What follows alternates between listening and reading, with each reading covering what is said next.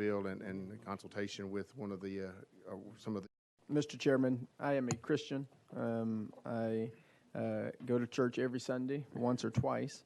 But I do not believe that we should designate November as Christian Heritage Month.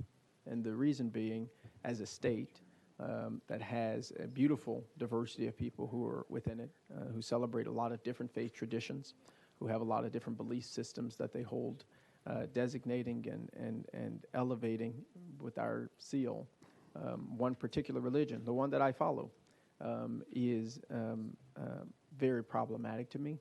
And we are not a theocracy, though I like to quote scripture all the time and believe that our responsibility is to do things that are in line with our values. Putting that on all of our constituencies, as diverse as they are, I don't think is the right thing to do.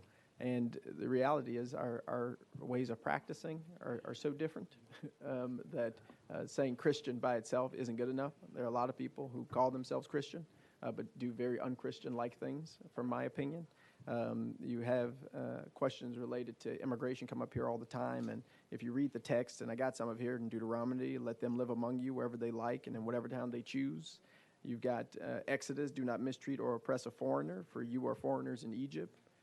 And yet we'll pass laws and resolutions against people who are foreigners, or, as one representative said, aliens or immigrants, right? Like, we can't say we're going to lift up Christianity when in its diversity and in its complexity, you're also doing things that lift up oppression. And so while I appreciate your constituent saying this is important and something that needs to be recognized, we also need to recognize the diversity of all of our communities and all the faiths that we have, and recognize the diversity within Christianity that has some people supporting ideologies that are hateful and harmful and legislating that, and others who are fighting for liberation in Christianity. And so that's why I can't support this legislation, while I do admire and appreciate you representing your constituent. Thank you, Representative Pearson. On to